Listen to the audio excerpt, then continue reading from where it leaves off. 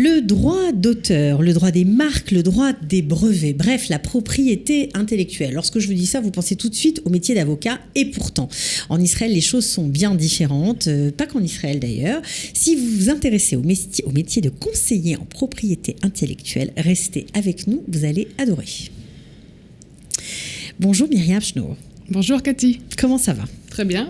Alors, on était obligé de parler un peu de ce métier parce que c'est vrai que c'est un métier en pleine expansion. Vous n'êtes pas très nombreux sur le marché et il y a beaucoup de demandes.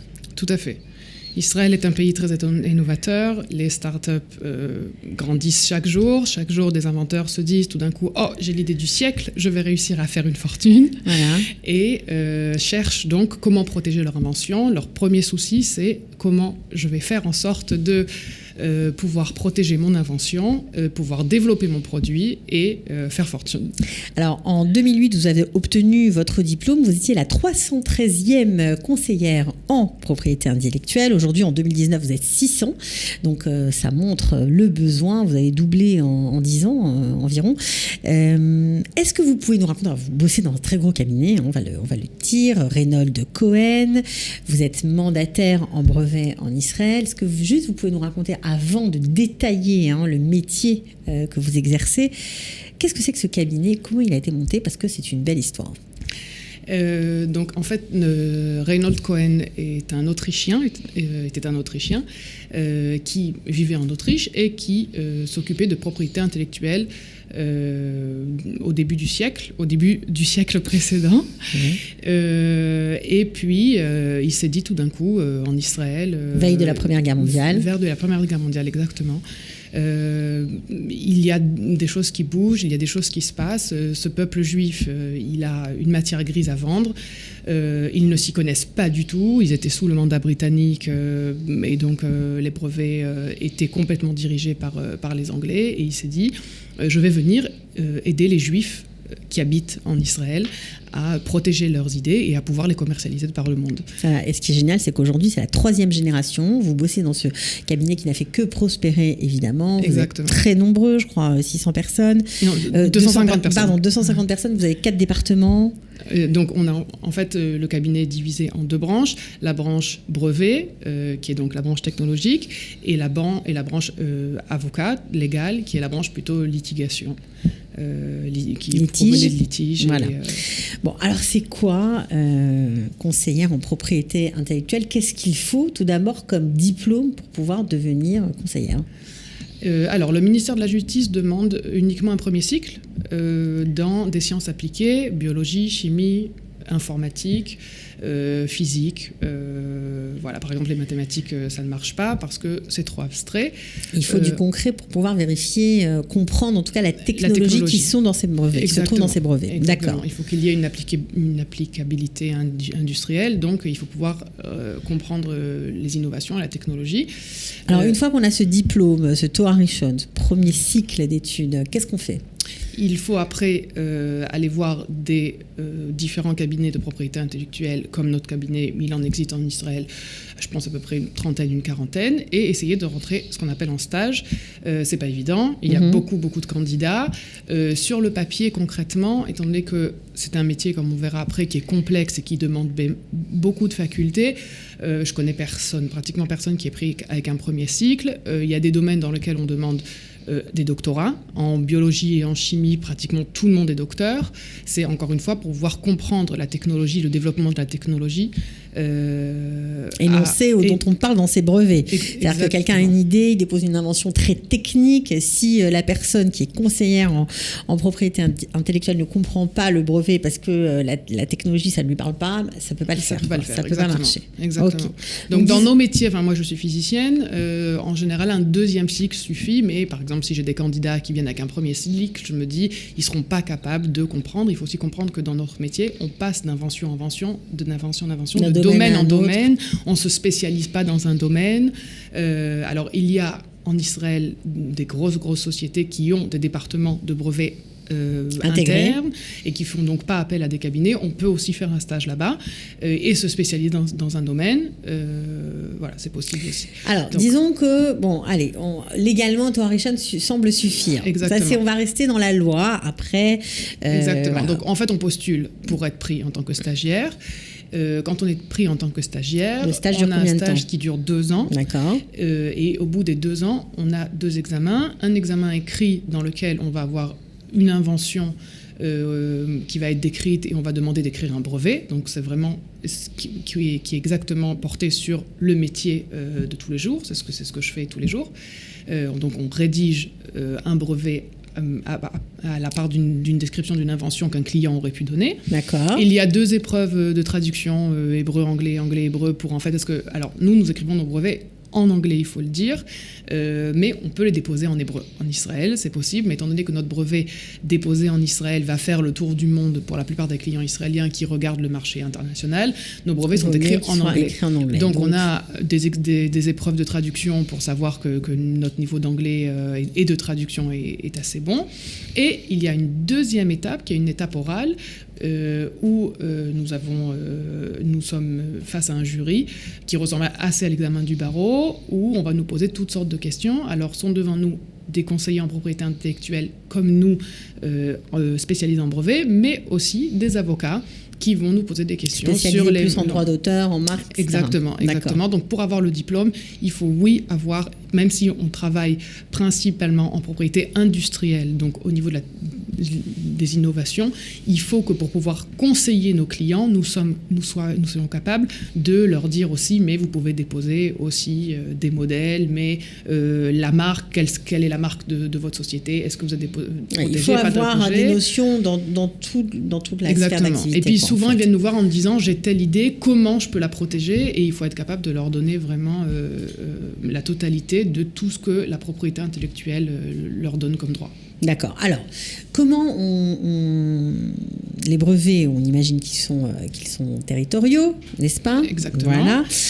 Nous n'avons des droits que là, dans le pays dans lequel nous avons déposé. D'accord. Donc, votre travail au quotidien consiste en quoi? À écrire le brevet, c'est ça la majorité de votre travail? Alors, on a plusieurs facettes dans ce travail. Alors, il y a une partie... Alors, moi, dans le cabinet dans lequel je suis, dans notre département, on représente des clients israéliens. D'abord, il faut diviser entre les clients israéliens et les clients internationaux. Il y a aussi beaucoup de multinationales qui déposent en Israël. Et à ce moment-là, il faut leur faire obtenir leurs droits en Israël face à l'État israélien pour qu'ils aient leurs droits en Israël et pour qu'en Israël, ils ne soient pas copiés.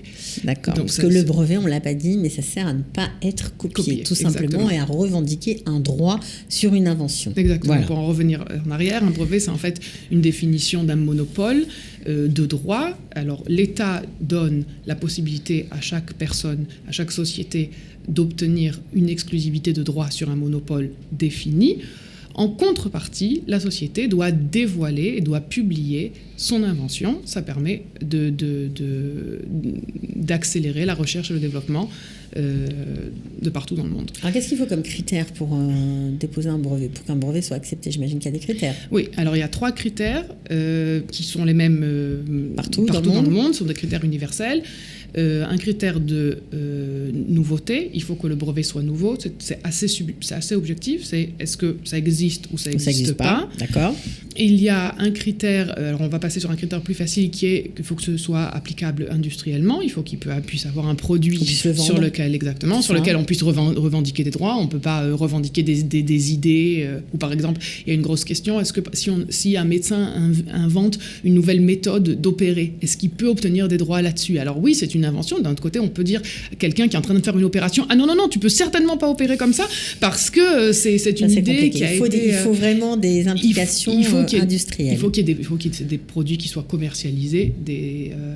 Et donc le troisième critère, c'est un critère d'invention. Il faut que ce soit inventif. Alors c'est très subjectif et donc il y a une vraie question qui se pose autour de mais qu'est-ce qui est inventif? C'est subjectif, ça c'est sûr que c'est pas facile. La loi définit, il faut qu'un homme du métier n'ait pas été capable d'arriver tout seul à l'invention. C'est ce qui est défini par la loi. Ça fait partie de notre métier. On se bat beaucoup sur cette définition pour simplifier le problème. Ce que je dis à mes clients en général, c'est qu'il faut avoir résolu un problème que les autres personnes n'ont pas réussi à résoudre, ou il faut avoir découvert un problème qui était aussi inconnu. Ça veut dire que même la découverte d'un nouveau problème que j'ai réussi à résoudre est aussi inventif à mes yeux. Alors disons qu'une personne vient vous voir avec une idée qui remplit ces 3 critères, donc vous décidez que oui, on peut déposer un brevet, donc votre travail consiste à quoi? À faire de cette idée qu'on vous raconte un concept. Un concept. Exactement. D'accord. Donc en fait, nous rédigeons un brevet. Broder. Un brevet, c'est en fait un document qui fait entre 20 et 90 pages, on va dire, où en fait nous expliquons à quoi va servir cette invention, quelle est l'invention, qu'est-ce qui est nouveau, qu'est-ce qui est inventif, et quel est le concept en fait qui est derrière l'invention et pourquoi il faut qu'il obtienne des droits. Souvent justement il y a toute l'approche problème-solution. Il faut que nous définissions le problème, nous expliquions en fait, il y a toute une partie du brevet. Alors le brevet, il y a différentes sections, mais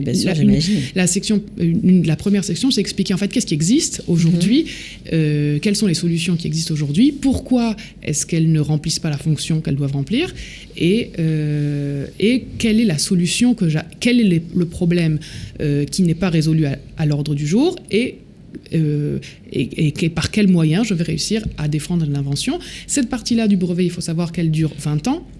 Oui, donc il faut qu'on réussisse. Le brevet valide pendant 20 ans en fait. Le brevet va vivre pendant 20 ans depuis le jour du dépôt. Donc il faut qu'on soit un peu visionnaire. Il faut un peu qu'on se dise, c'est pas parce que la technologie aujourd'hui elle est à ce point-là que comment on se pose toujours la question en se demandant. Et donc après, la deuxième partie du brevet, c'est ce qu'ils appellent les revendications. Les revendications ont défini un monopole d'exclusivité dans lequel chaque personne qui aura un produit qui tombe dans ce monopole devra payer. Oui, ça veut dire si vous rentrez dans le champ d'action du brevet X, eh bien, vous devrez payer au propriétaire du brevet X des royalties. On va exactement. Dire ça comme ça. Et alors, donc, entre le dépôt et l'obtention du brevet, cette partie-là des revendications est très maniable. Elle va bouger souvent selon ce qui a été écrit dans le texte. Donc, vous intervenez aussi à ce moment-là. Exactement. Alors, le brevet, vous avez dit qu'il durait 20 ans. Qu'est-ce qui se passe après ces 20 ans ? Ça tombe dans le domaine public. Voilà. Ça fait partie de la grande question en fait, qu'on se pose souvent. Est-ce que ça vaut le coup de déposer un brevet ? Parce que je suis obligée en fait, de raconter au monde entier quelle est mon invention. Et la loi en fait, oblige à définir et à décrire l'invention de façon très précise, où théoriquement la personne pourrait chez elle, juste à propos de la description qui a été écrite donc, par le conseiller, pourrait être capable de produire l'invention. Ça veut dire qu'il faut que ce soit comme une recette de cuisine exactement avec toutes les étapes. C'est très précis. C'est ça. Alors justement, puisque c'est un métier qu'on découvre avec vous, parce que certains ne savent pas que ça existe et que c'est possible ici d'en faire une carrière, est-ce que c'est un métier qui demande des qualités précises ? Oui. Alors, d'abord, les premières qualités, je dirais, sont des qualités d'aimer écrire. En fait, nous sommes devant un papier, une feuille blanche. On a souvent l'angoisse comme l'écrivain de la feuille blanche. D'ailleurs, dans notre cabinet, on a la possibilité de travailler chez soi un certain nombre de jours par semaine pour pouvoir justement avoir la muse et pour pouvoir vraiment se mettre devant le papier et dire comment je vais définir l'invention de façon le plus clair possible pour qu'ils aient un monopole le plus large possible. Et puis une fois que j'ai écrit, je me mets dans la tête du voleur en me disant, si maintenant je veux copier l'invention mais pas tomber dans les droits de ce qui a été écrit, comment je peux faire pour contourner ce qui a été écrit. Donc on a vraiment écrire, c'est très important. Écrire, c'est très important. Il faut savoir écrire, il faut aimer écrire, il faut aimer raconter une histoire. On a vraiment, au début, on dit vraiment, on raconte une histoire, on raconte le problème, on raconte ce qui existe et on raconte les solutions.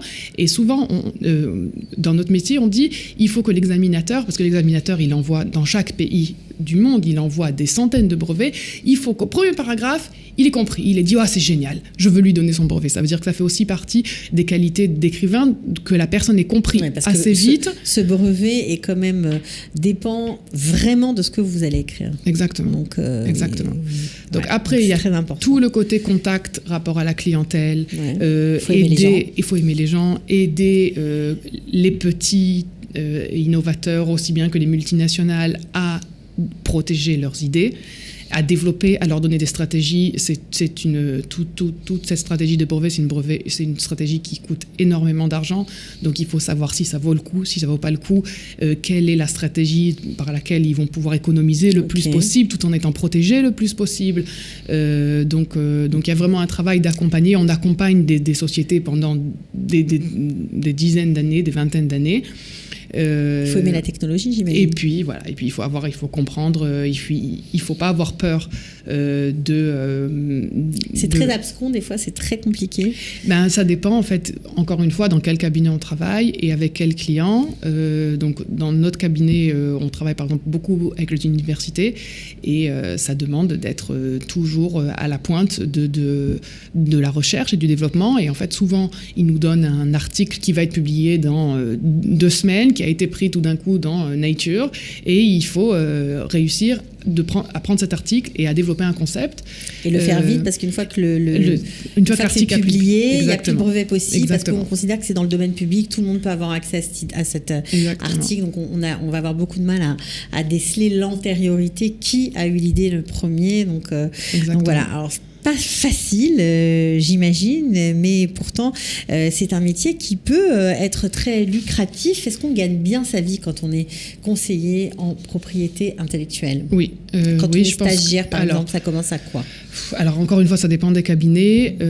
Il y a beaucoup de cabinets dans lesquels, on va dire, ça dépend du travail qu'on fait et du nombre de brevets qu'on est capable d'écrire. Parce qu'en fait, c'est un produit qu'on vend. Un brevet coûte entre 15 et 30 000 shekels. Le premier dépôt, uniquement le travail du conseiller en propriété intellectuelle, pas lié aux taxes, ça dépend après des pays, tout ça. Et donc, il y a des cabinets dans lesquels la personne qui écrit le brevet, le stagiaire, peut prendre directement un pourcentage, c'est négocié comme ça, sans salaire fixe.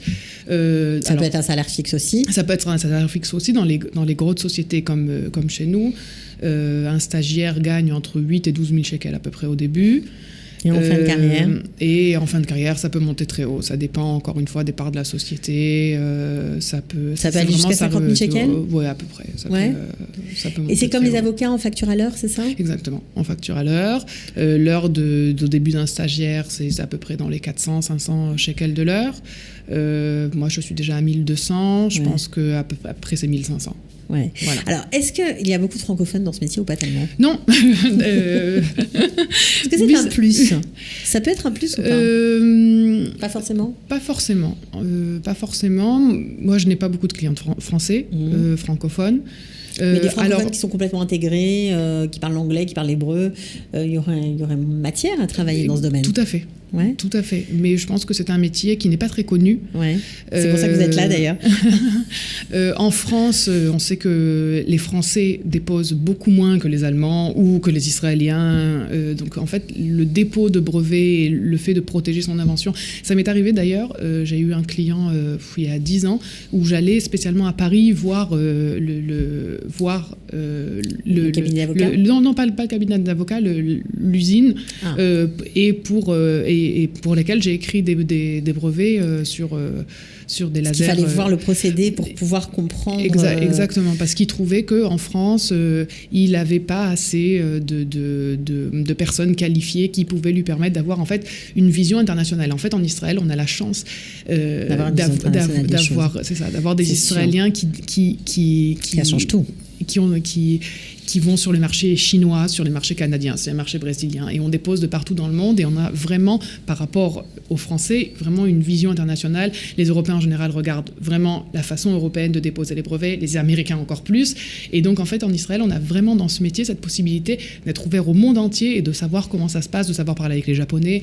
Et chacun a sa mentalité, chacun a sa culture. Il faut comprendre qu'il faut obtenir le brevet dans chaque État et ça dépend en fait d'une personne qui est en face et il faut réussir à la convaincre et il faut réussir souvent à la convaincre aussi au niveau personnel. Ça veut dire qu'il faut réussir à la convaincre qu'il faut qu'elle donne les droits et que cette invention-là va faire avancer le monde. Donc, elle est passionnée, notre amie Myriam. Bon, inutile de vous demander si ce métier vous plaît.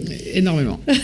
Ça, c'est sûr. Et vous êtes arrivé là-dedans par hasard? Par hasard, tout à fait par hasard. J'ai fait des études de physique. Je me suis dirigée un peu vers la high-tech après. Ça vous a pas plu? Pas du tout. Ce système américain, ce système très, très cadré. Et puis, non, il me manquait le contact. Il me manquait l'impression d'avoir fait quelque chose de ma journée. D'utile. En revenant et chez moi le soir. Et donc, j'ai vu en fait que les différentes sociétés dans lesquelles je voulais rentrer cherchaient des conseillers en propriété intellectuelle. Je ne savais pas du tout ce que c'était tout au cours de mes études. Je n'avais jamais entendu parler de brevet, ni même d'un métier pareil. Donc voilà, donc je suis rentrée sur Google tout simplement. J'ai écrit horaire patentim, puisque c'était ce qu'ils cherchaient. De là, sur le site du ministère de la Justice qui expliquait exactement le processus. À l'époque, j'habitais Jérusalem. Il y avait 3 cabinets sur Jérusalem. J'ai envoyé mon CV. Je suis rentrée le lendemain. Le lendemain, ils vous ont prise. Et voilà. Et donc, l'aventure a commencé. Voilà. Bon, aujourd'hui, vous êtes à Tel Aviv. Aujourd'hui, je suis à Tel Aviv. Okay. Bon, en tout cas, c'était passionnant de vous entendre parler de votre métier, voilà, conseiller en propriété intellectuelle. Si ça vous branche, on peut vous contacter sur Facebook pour voir quelques infos. Pas de problème, avec plaisir. On tape Myriam Schnour, c'est bon? On tout à fait. Ok, alors voilà, le message est passé. Merci beaucoup d'être venu jusqu'à nous. Avec plaisir. Et continuez bien, alors. Merci. Protégez-nous bien. Un professionnel au lait vous parle de son métier.